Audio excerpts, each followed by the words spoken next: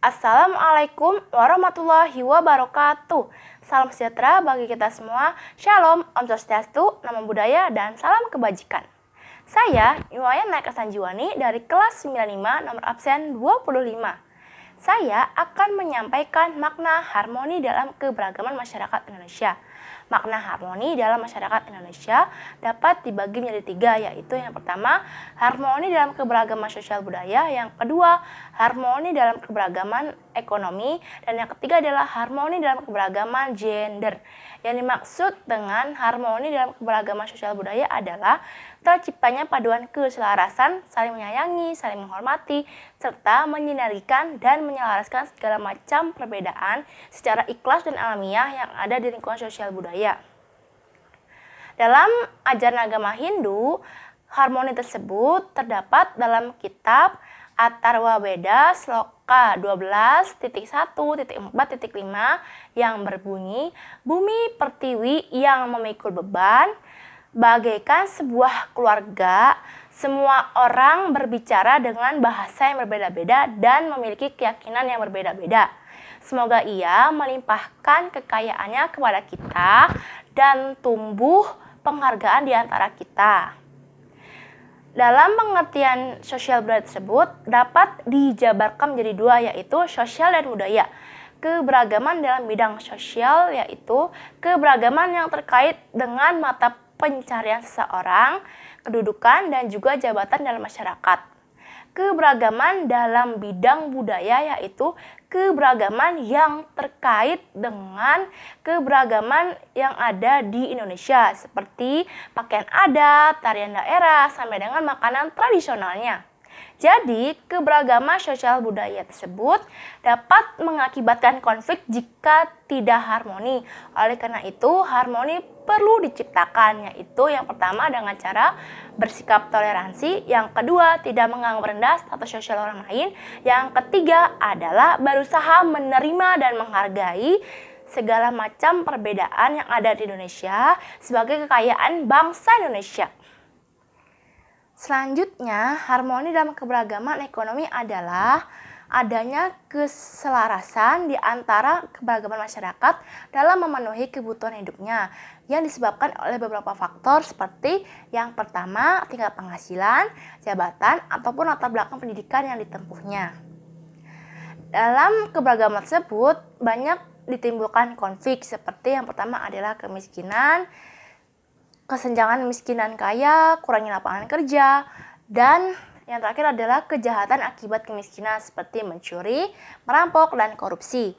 Dalam ajaran agama Hindu, keberagaman tersebut disebutkan dalam kitab Sarasamuscaya Sloka 262 yang berbunyi, harta yang diperoleh seseorang dalam penggunaannya dapat dibagi menjadi tiga, yaitu yang pertama adalah untuk memenuhi dharma, yaitu contohnya untuk melaksanakan kewajiban-kewajiban berdharma atau bersedekah.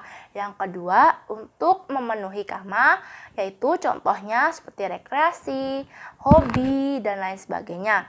Yang ketiga adalah untuk mendapatkan harta kembali, yaitu contohnya seperti memproduksi sesuatu, berjualan, dan lain sebagainya. Cara mengatasi konflik tersebut yaitu yang pertama adalah pemberantasan korupsi, yang kedua adalah membuka usaha sendiri, dan yang terakhir adalah memberdayakan masyarakat sekitar untuk menjadi karyawan. Kemudian yang ketiga yaitu harmoni dalam keberagaman gender adalah adanya kesetaraan peran, kedudukan, dan juga jabatan antara perempuan dan laki-laki.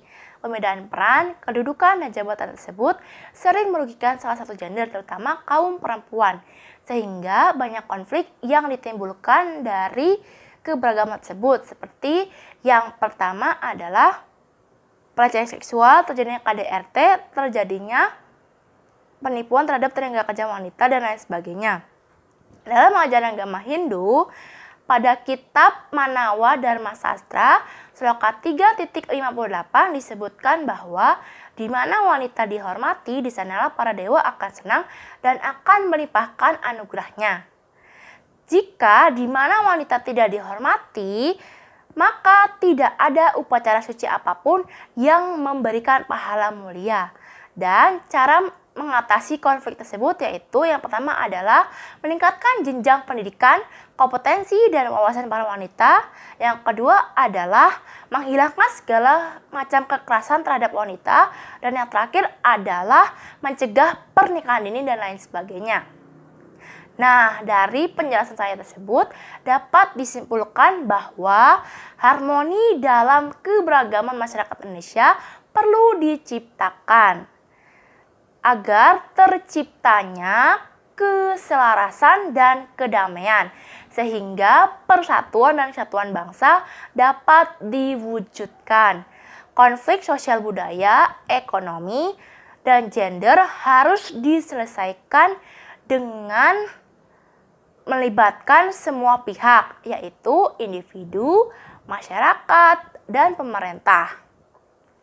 Demikianlah penjelasan tentang harmoni dalam keberagaman masyarakat Indonesia. Semoga bermanfaat. Mohon maaf jika ada salah kata. Akhir kata saya ucapkan terima kasih. Wassalamualaikum warahmatullahi wabarakatuh.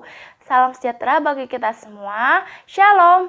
Om Santi Santi Santi Om. Namo Buddhaya dan salam kebajikan.